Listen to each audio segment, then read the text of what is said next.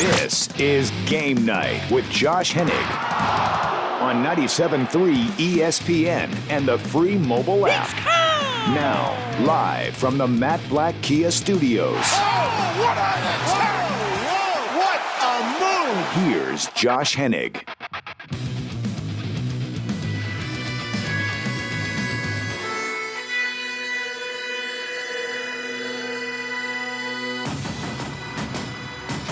Flyers Game 5 tonight here on 97.3 ESPN. I'm Josh Hennig. We'll lead you right up to Flyers Game 5. Will the Flyers stay alive or will they be eliminated? It's a huge night for the Fly Guys. This could be the end of the season, or will they stay alive? Scott Laughlin, SiriusXM NHL Radio, which will be coming up at 6:20 right here on Game Night on 97.3 ESPN. The PlaySugarHouse.com text board is open at 609-403-0973 to get on the conversation. We can also talk a little Eagles. This fiasco right now with left tackle, I can't ignore it. Got the Celtics and Raptors behind me over here. Raptors lead 15-9 the last time I looked at the television screen. Give you a little update on that. We'll have a little basketball in action for you after the Flyers game. Nuggets Jazz Game 7 in progress after the Flyers Game 5 today. So we got playoff games all over the place. You want to chime in there? NBA. You want to chime in some hockey? You want to chime in some Eagles?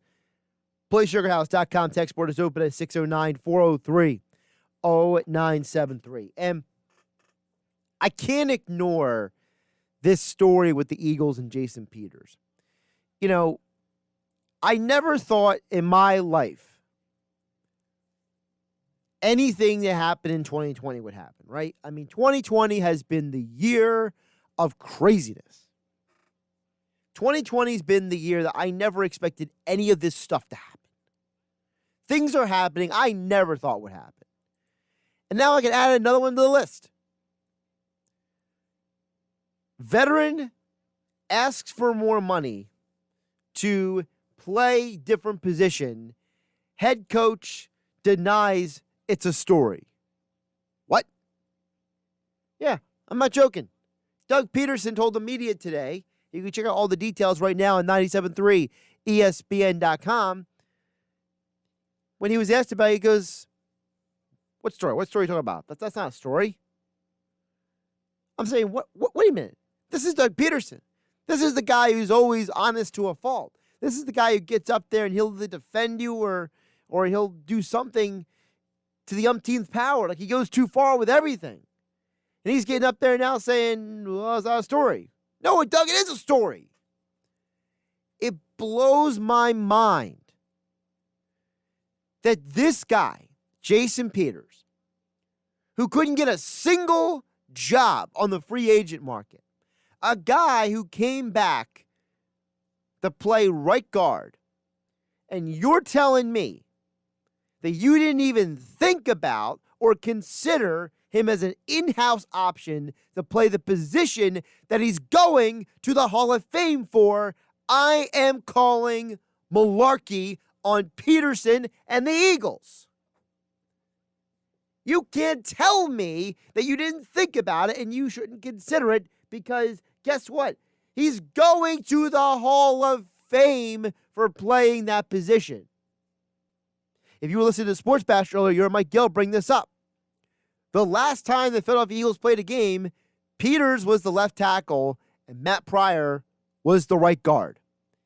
And now they're flip-flopped for no doggone good reason. It's not just that Matt Pryor doesn't have experience playing the other tackle position. It's not that Jason Peters' age is a question. It's not just that there's concerns with the Eagles' depth on the offensive line. It's the fact of all of those things together are mind-blowing. You're telling me that when Doug Peterson was asked about Jason Peters, that well, is he undermining you? And Doug just says no. I'm sorry, Doug, but I used to think you were a pretty honest guy. I think you're just full of it. I think you're leaving out details. You're purposely leaving out information. I'm sorry, I cannot buy into what you're saying, Doug. I don't understand how Doug Peterson doesn't think this is a big deal. I don't. It's incredible to me that Doug Peterson blew this off the way he did today. And listen, in Doug we trust, if you're an Eagles fan, right? That's on your wall or one of your mottos, right? Because he got you the one Super Bowl in your franchise history, and he's gotten you into 3 straight playoff appearances despite a billion injuries over the last 3 years. But at some point, I just got to wonder, what are the Eagles hiding? What are they covering up? What are they not telling us about what is going on with this tackle position? Because to put a guy who's never played the position before, right? Matt Pryor has never played left tackle. In fact, Matt Pryor played his almost entire college career on the right side of the line. So when he was playing guard, and the few times he did play tackle at TCU during his career from 2015 to 2017, he played on the right side of the line. So he doesn't even have experience playing numerous games of left tackle. Even Vaitai had experience playing both tackle positions when the Eagles drafted him. Wasn't extensive experience, but at least he had some experience. And now your depth chart is a guy who's never played left tackle before in his life, and a guy who's never even played football in his life, Jordan Mailata. You know, the rugby player. And I'm supposed to sit here and be confident that this team's got it all figured out? Get out of here. This is an organization that has prioritized and built itself from the inside out.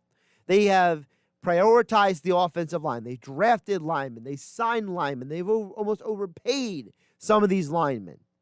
They've restructured almost everybody's contracts to make sure everyone gets paid, from Lane Johnson to Jason Kelsey to Brandon Brooks.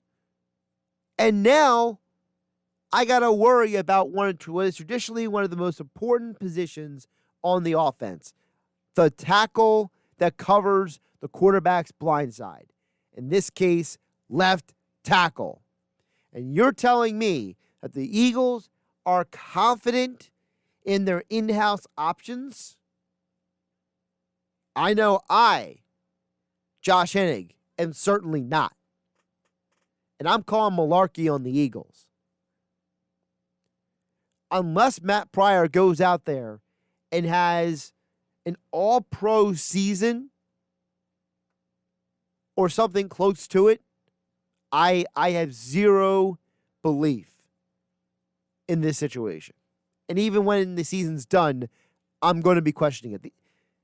I said this last night on Game Night here on 97.3 ESPN. The Eagles have to be waiting for something, right? Riley Reef just renegotiated his deal to stay in Minnesota.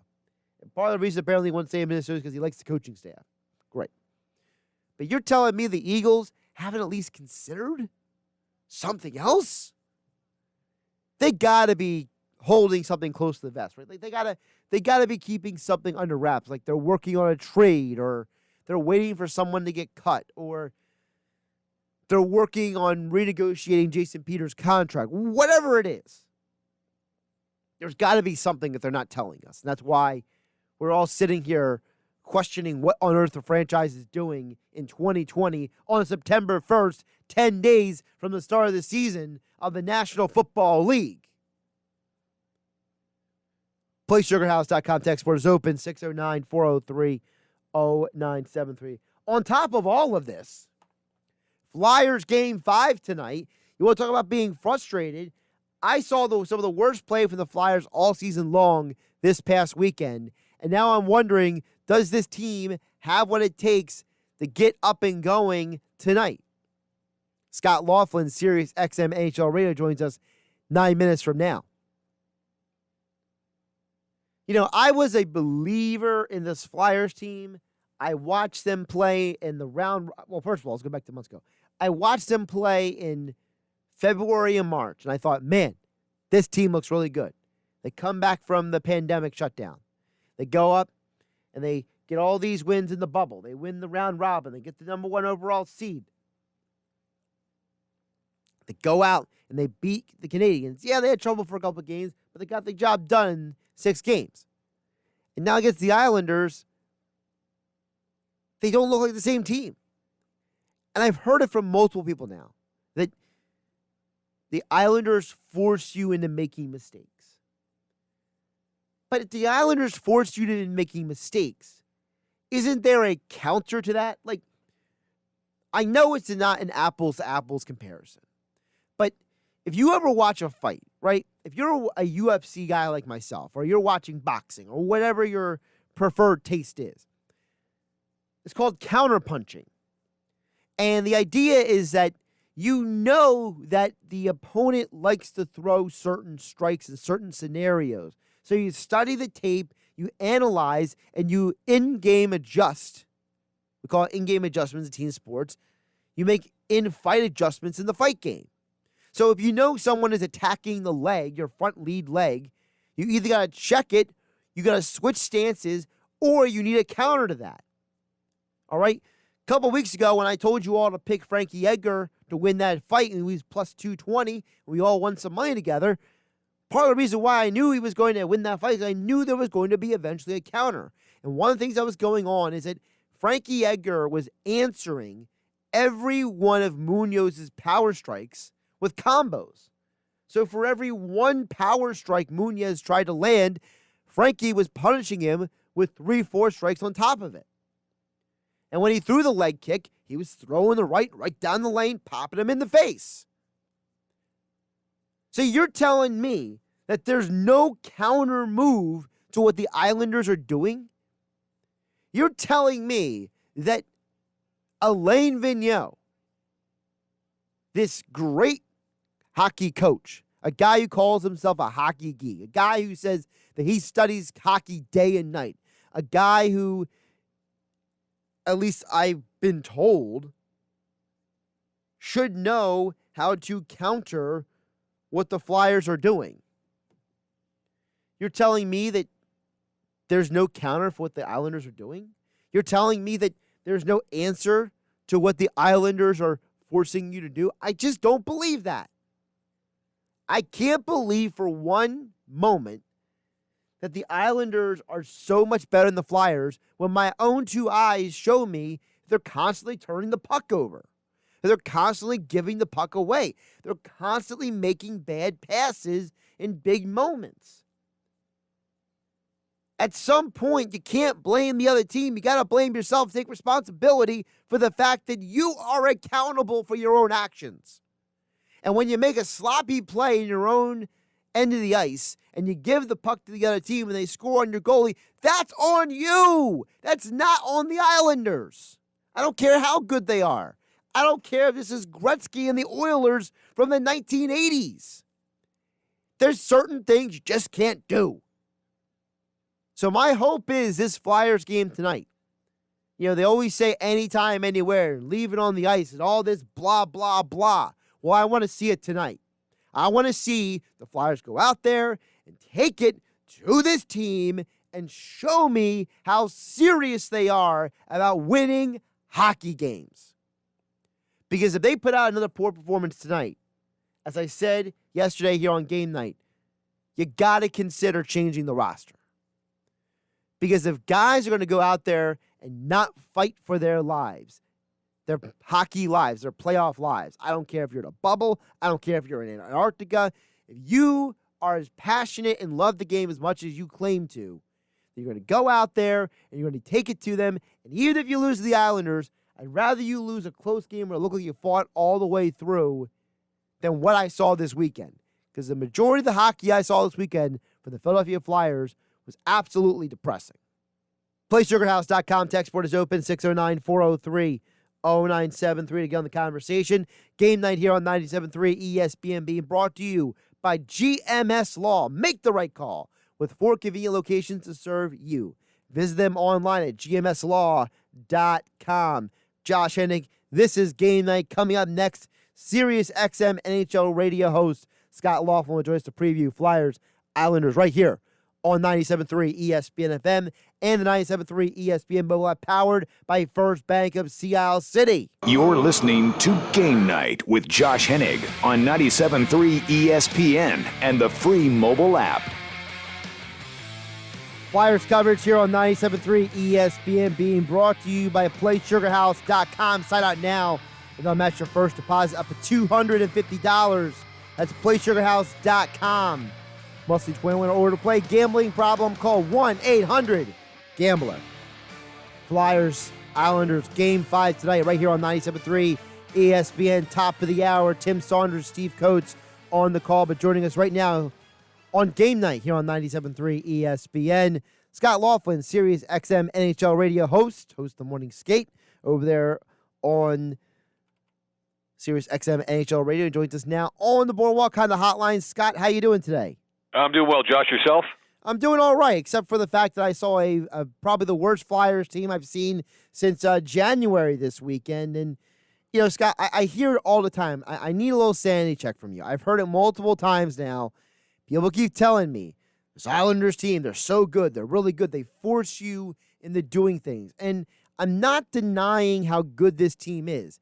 But my own two eyes also tell me, Scott, that maybe, just maybe, if you cut those giveaways in half, the Flyers just seem to hand over to the Islanders, this might be a slightly different series.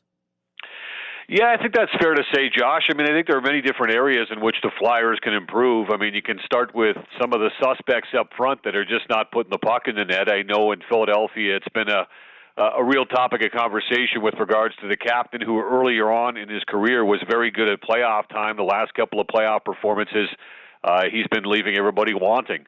And he's not been delivering. And JVR looks like he's getting slower as the days go by here. And, you know, certain other guys like Travis Konechny and others that we've talked about, Josh, that need to produce.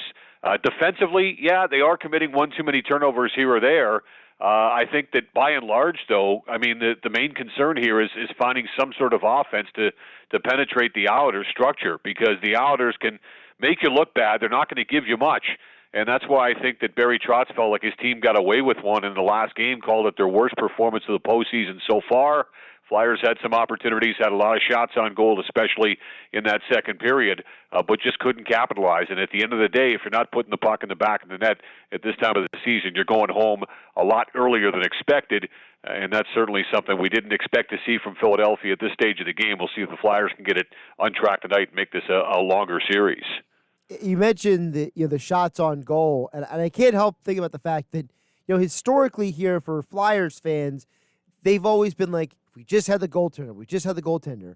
Well, now you actually have a very talented goaltender in Carter Hart and a very above average backup in Brian Elliott, and all of a sudden the problem isn't the goaltender, Scott. The problem seems like everybody else. Yeah, who'd have thunk it? I mean, just when you feel like you've got, you know, that one leaky hole in the boat that has been, you know, covered, now you've got another one, of course, that has opened up. And, yeah, they just need a little bit more consistency from the guys up front. They need just to see the puck go in the back of the net every once in a while here to get some confidence back in their games. And even if you've been around the block a lot, like JVR and Claude Giroux have done over the years, and they've been around the block a few times, you still need to have that confidence, of course, and you still need to feel like you can score and produce when your team needs it most. And, you know, we've seen guys step up, obviously, and, you know, I don't think the problem has come from the way that the team has played defensively. Like I said, I mean, if you're not going to score, and it's tough to score against the Islanders on the best of days, you could be in some rough shape here. And, you know, I think the Islanders' goaltenders have been just a fraction better than Philadelphia's goaltenders. The fact is that they're getting a lot more scoring up and down their lineup than Philadelphia is, and I think you add it all up and you're looking at a 3-1 series lead for New York. When you look at the Islanders, is there a flaw in their game? Is there something that they do that actually can be exploited? Well, I think, Josh, when you play the New York Islanders, I think it's incumbent to get that first goal of the game. You know, this is a team that's not going to be confused with the 1982-83 New York Islanders anytime soon. This is a team that will struggle, perhaps, if you can get the lead on them and you can try to maintain that lead.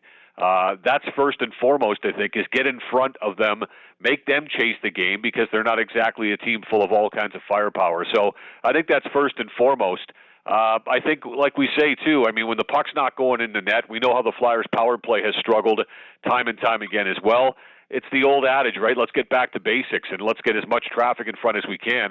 I've been impressed. I mean, you look at the other Eastern series that wrapped up last night.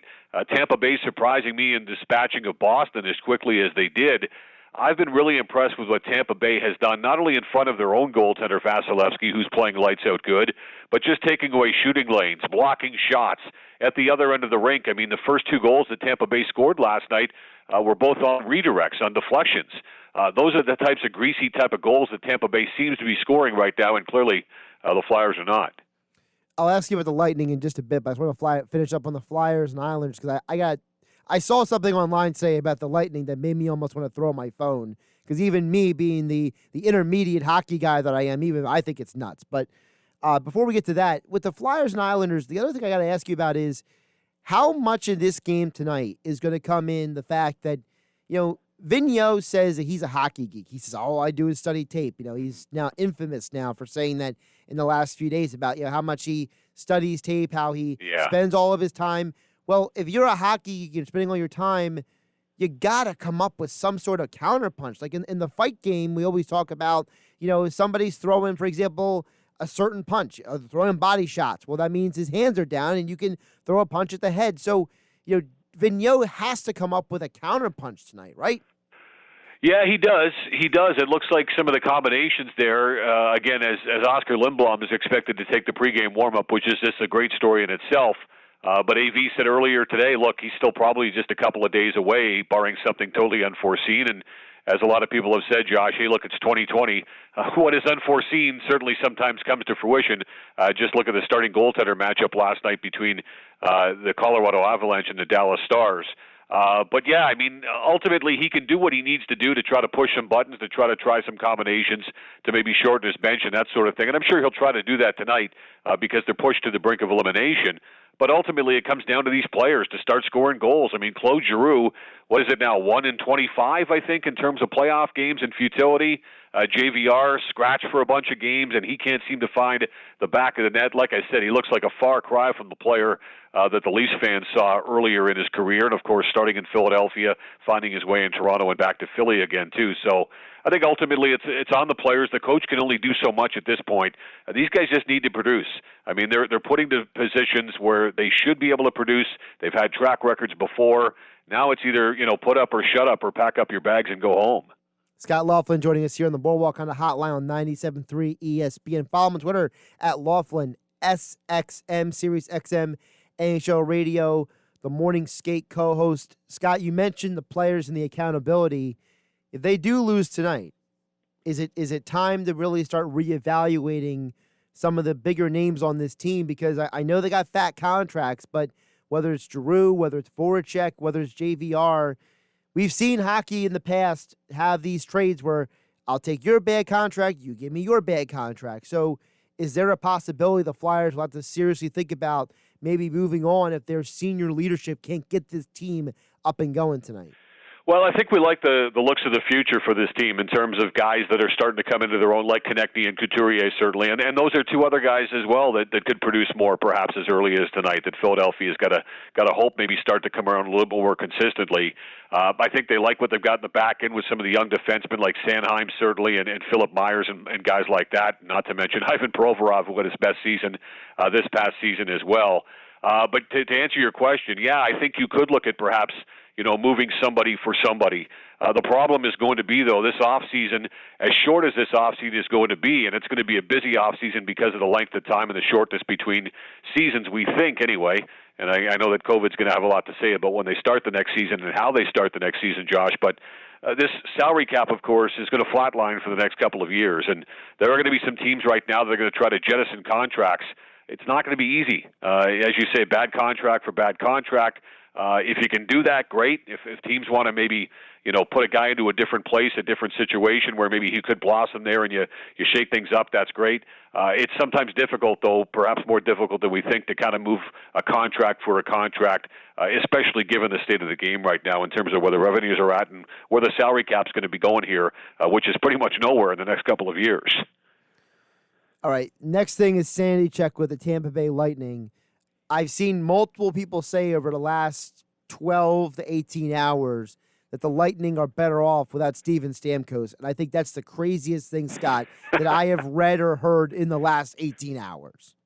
Yeah, I agree with you, Josh. I never have understood that logic. Hey, the team's rolling. We don't want to put a perennial all-star back into the lineup. I've never understood it. I remember around these parts, back in the early 2000s, the Leafs had future Hockey Hall of Famer Matt Sundin recovering from injury. They had guys like Alan McCauley step into the lineup and really play well. I think you had a journeyman in Lonnie Bahanis all of a sudden step up and start producing a little bit.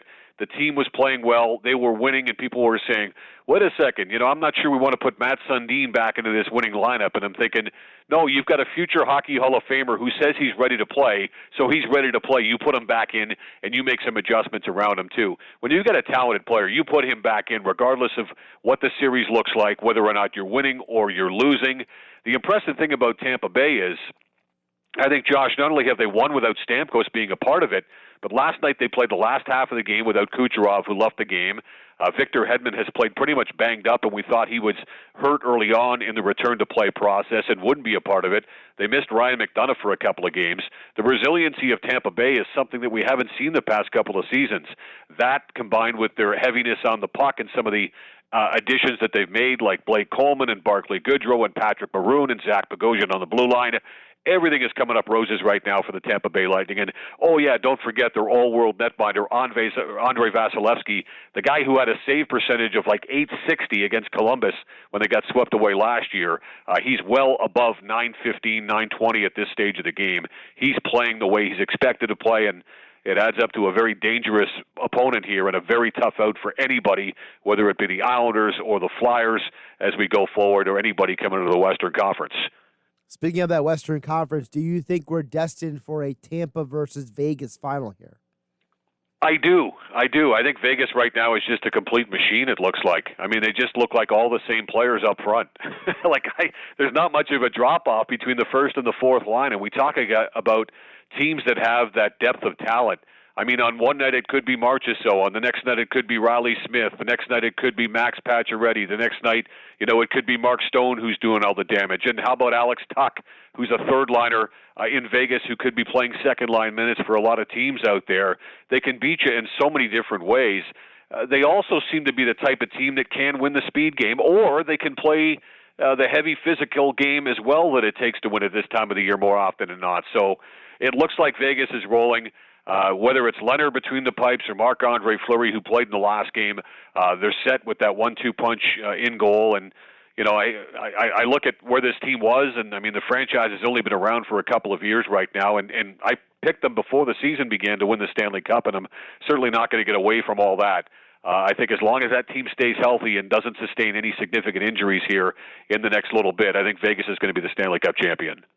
Yeah, and I one of the things I loved about Vegas was that when the coach came out and said, I'm not telling you who's starting in the goal, I thought that was genius, honestly, Scott, because these two goaltenders, Leonard and Fleury, they're almost completely opposite the way they play in the goal. So you're forcing the other team to have the game plan for two goalies and not one. I just think that small things like that, I think they just add up in a playoff run.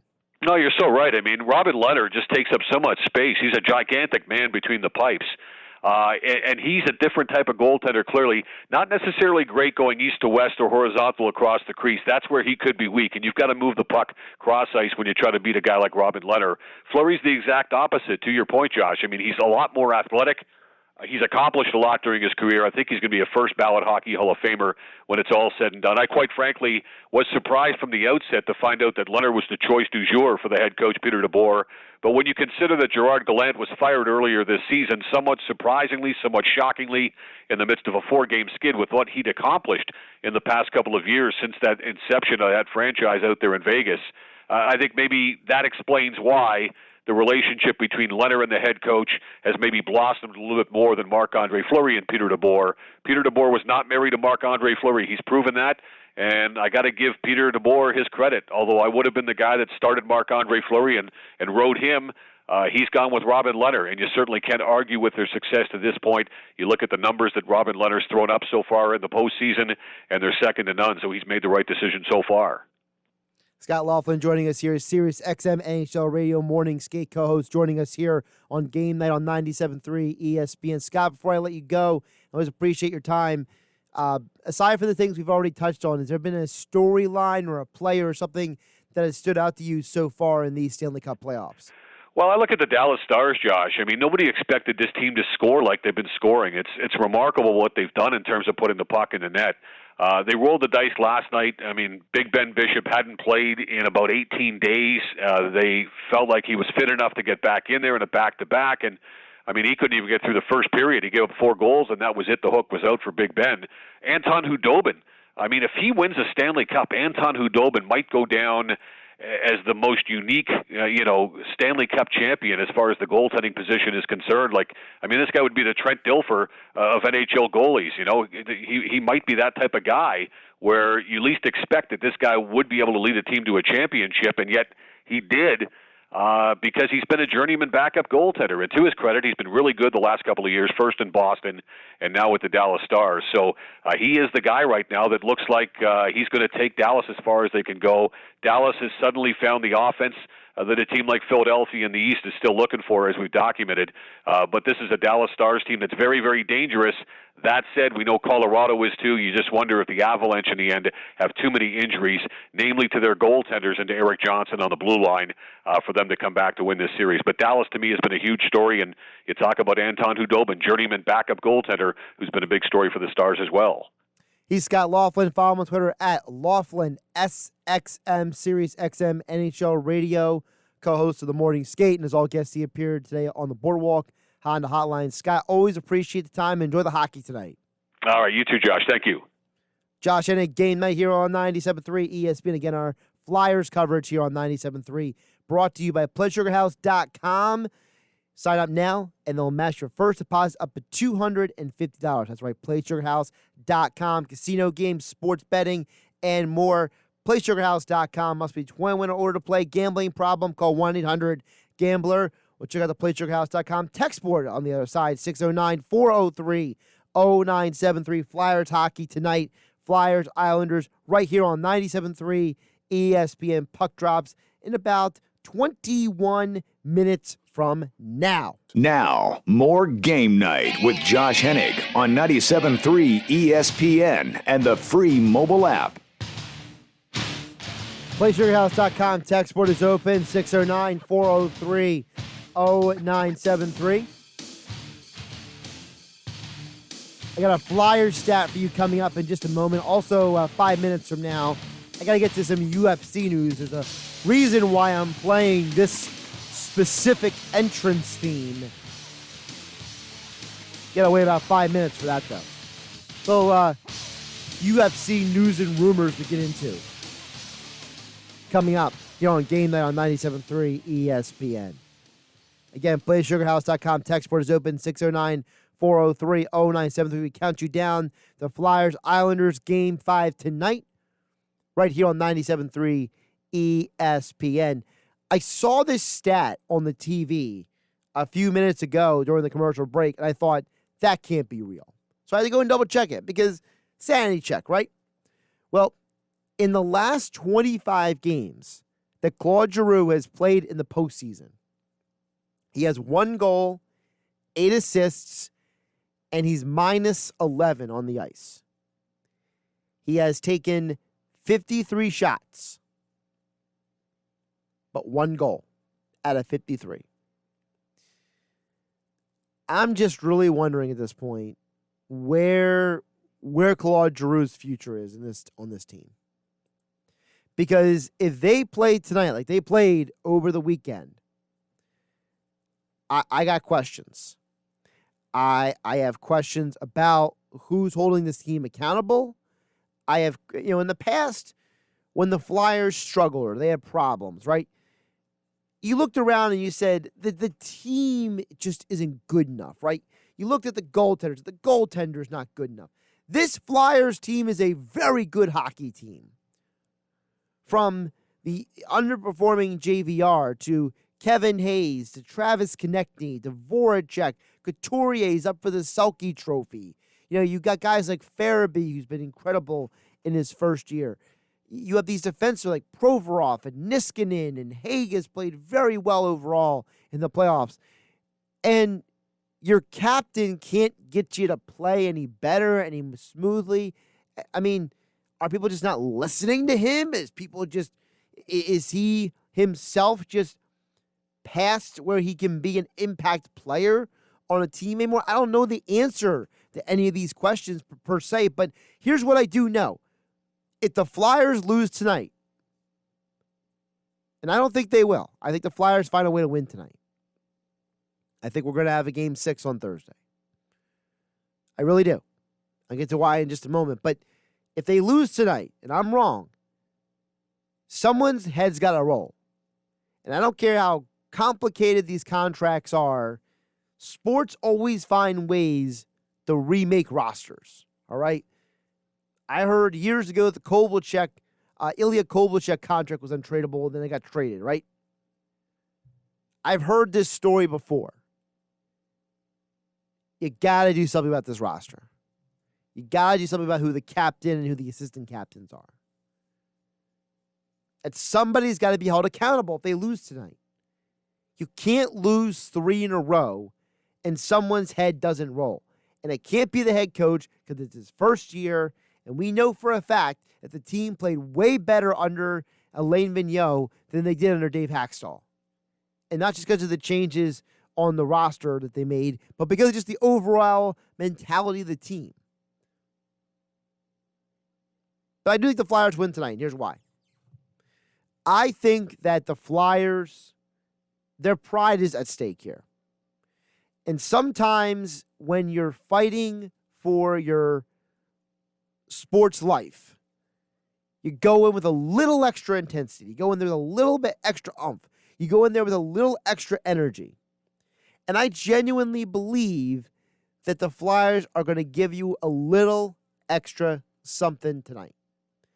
Because at some point, guys got to look at each other and say, you need to play better. I need to play better. Our Flyers insider for 97.3 ESPN.com, Kevin Durso, at Kevin_Durso on Twitter, says, no changes to either lineup aside from the starting goaltenders. Flyers are going to live or die with the same lineup as the last 2 games. I don't even know if that's a bad idea. Is that really a bad idea? Because, listen, you're paying these guys like JVR and Voracek and Giroux and all those guys a ton of money to go out there and perform. Now it's on them to go out there and perform, right? Now it's on their shoulders. Now it's all or nothing. It's on them. And as I said, I think the Flyers win tonight because their pride's at stake. They don't want to lose 3 games in a row. I don't know if I can promise you anymore they're going to win the series, but I feel like that they got to come out here and their pride's on the line. They're going to go out there and play a much better hockey game because at the end of the day, the majority of their problems, these last 2 losses, have been on them. The turnovers are their fault. It is not just because of the Islanders. Again, Flyers, Islanders, Game 5 coming up in about 10 minutes from now right here on 97.3 ESPN. Don't forget the 97.3 ESPN mobile app. You can listen to Flyers Hockey for free right on the app wherever you go. So maybe you're somebody who, gyms are open again starting today, 25% capacity. You don't want to miss the Flyers game. You can pap it on your phone while you're at the gym. 97.3 ESPN mobile app. It's free. Powered by First Bank of Seattle City. PlaySugarHouse.com text board is open. 609-403-0973. 609-403-0973. Jim and Bettner chimes in on the PlaySugarHouse.com text board. It says, Josh, the Islanders take advantage of player matchups and scoring opportunities given to them. Flyers need to find ways to change that to succeed. That's Jim and Bettner. Well, that's why I said, Jim, earlier, there has to be a counterpunch. If you know there's a way that the Islanders win, which is taking advantage of matchups and the scoring opportunities given to them, then stop giving them so many opportunities. I mean, some of the passes on Saturday and Sunday were completely embarrassing. I mean, I'm no hockey expert, but I feel like I've seen enough hockey to know what a bad pass looks like. Played a little street hockey in my day. Not that that really counts because I can't skate for a lick, but hey, I think some of those passes were horrible. I think they could do better. Promised you all some UFC news before we get out of here. PlaySugarHouse.com text board is open if you want to jump in. We got a couple minutes left in the show. 609-403-0973. So, for those who didn't hear, Brock Lesnar is currently a free agent from WWE. And the reason why this is significant is because it was almost a year ago that Lesnar submitted himself back into the USADA drug testing pool. And what's significant about that is you don't put yourself back into the testing pool if you don't have an intention of getting back into the UFC. There's been a lot of talk for a long time about the UFC trying to work out one more fight deal with Lesnar. And we know that Lesnar, he always eventually goes back to WWE because, one, the money's there, and two, because of the fact that the WWE is not going to let him walk away without giving a competitive offer to keep him. And the only time they've ever let him walk away fully is when he's gone to the UFC. I don't think it's a coincidence that his performance contract expired after WrestleMania, and then his endorsement contract with merchandise expired over the weekend. Dana White has come out and said that if Lesnar and Jon Jones want to fight, he will make the fight happen. Jon Jones has said he wants his first fight at UFC heavyweight to be either against Lesnar or Miocic, the heavyweight champion of the UFC. Lesnar, the former heavyweight champion of the UFC. I think most people would throw away their money immediately if it was Lesnar Jones for a fight card. And I frankly wouldn't be surprised if there is that, because the UFC just announced today that they're working on finalizing a rematch between Jorge Masvidal and Nate Diaz. You know, the BMF fight from several months ago that launched Masvidal into the stratosphere professionally. That's going to get run back, it looks like. I wouldn't be surprised if they put on the same card Lesnar Jones. Because if you're going to maximize a card, and we know the UFC loves to maximize a pay-per-view. They love to give as much punch to a fight card as possible. I wouldn't be surprised if you have Brock versus Bones and then Diaz Masvidal 2 on the same card. And speaking of the same card, we're looking at possibly a December or January timetable for Diaz Masvidal 2. That's interesting, because Jon Jones says he needs several months to build up the fight at heavyweight. Well, several months from August is September, October, November, December, January. That's about 5 months. You see Brock Lesnar, Jon Jones, UFC pay-per-view the weekend of the Super Bowl. We know the UFC loves doing those fight cards. So, there's your little UFC news there. By the way, the next big UFC card is Israel Adesanya versus Paulo Costa, and that's going to be a fight because those guys don't like each other. I'm Josh Hennig. This is Game Night. Coming up next, Flyers hockey here on 97.3 ESPN. Flyers, I think they win tonight.